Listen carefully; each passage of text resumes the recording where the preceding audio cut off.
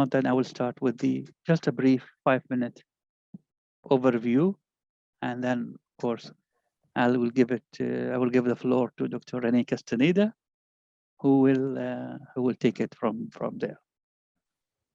By the way, Dr. Renee Castaneda is also, just to mention, he has expertise in global economic governance, and he has worked for the Inter-American Development Bank.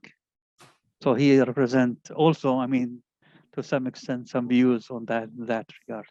Good evening, everyone. Thank you very much, Mr. Mahmood, Dr. Claudia Schmucker, Dr. Hamid Rashid, Mr. Adam Hitchcock, as well as Mr. Ole Moehr. Welcome. So hopefully we can just have a fruitful conversation. Thank you very much for the invitation, Mr. Thank you very much. You're welcome. You're welcome. Okay, so we will start. I will start this 5 minutes intro. Ladies and gentlemen, the architecture of the global economic and financial governance has undergone a deep and pervasive reforms in the last 10 years. It has radically transformed international institutions and groups such as the International Monetary Fund, the G7, and the G20, and other organizations. The financial crisis of 2008 prompted this transformation. The 2008 global crisis transformed the G20 from a secondary role to one of the leading forum on worldwide stage.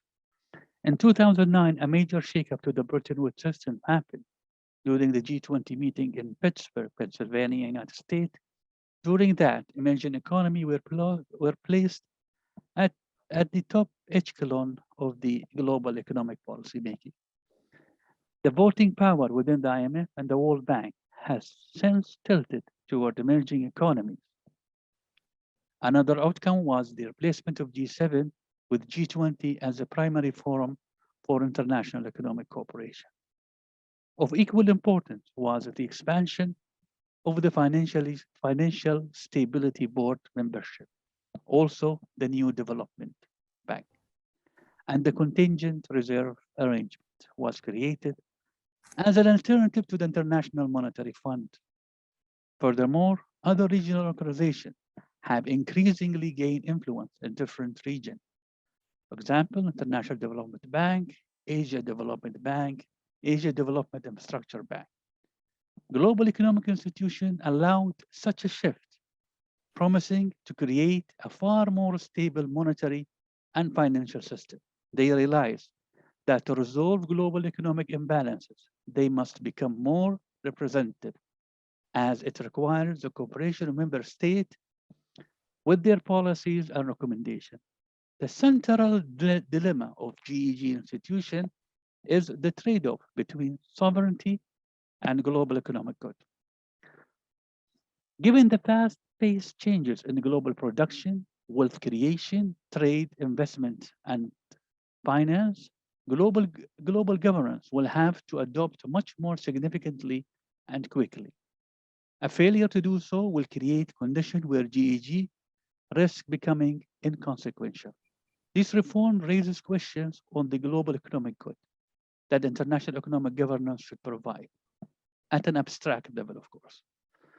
The architects must redefine the initiatives and action that a country or a group of countries should undertake to restore and scale up the global economic governance while considering the contribution with this institution. The rationale is that the more a country contributes to the global public good, the more it should receive in terms of voice and representation in the institution presiding over international economic governance. Global economic governance has suffered due to diffusions of power caused by a multipolar world, technological advancement, and the emergence of nationalism. The second factor was the operational misconfiguration of international institutions, which materialized as they failed to recognize the operating condition. Third, we cannot ignore the complex interdependence that it entails. The fourth factor is fragmentation, as number of intergovernmental organizations and NGOs has increased by almost eightfold, leading to ineffective policy coordination and duplication of effort. Also, and finally, the monetary supply in countries highly affected by inequality. In the late 1970s, a global reform movement led by the G77 was initiated to negotiate the restructuring of the international economic system. However, it failed to achieve much because it's either failed to incorporate or neglected the interests of G7. The international community faces the risk of repeating the same failure. Broadly speaking, the current reform agenda seems to rest on several verticals. The intellectual substance of such reform must originate from the UN. The G20 has to work with the G7 to ensure any practical reform. G20 significant role in advancing the IMF reform, such as limiting protectionism and improving the international living playing field, must be supported by other significant subgroups within the GEG. There should be a consolidation of effort to reform financial institutions, and there should be a consolidation of effort to strengthen the multilateral trading system within an international agenda to create global public good. The new institution, international organization, and G20 should step up concrete effort to create a global governance system reflecting the new economic and technological era. Thank you. I will leave the floor right now to Dr. Renee Castaneda to Thank you very much.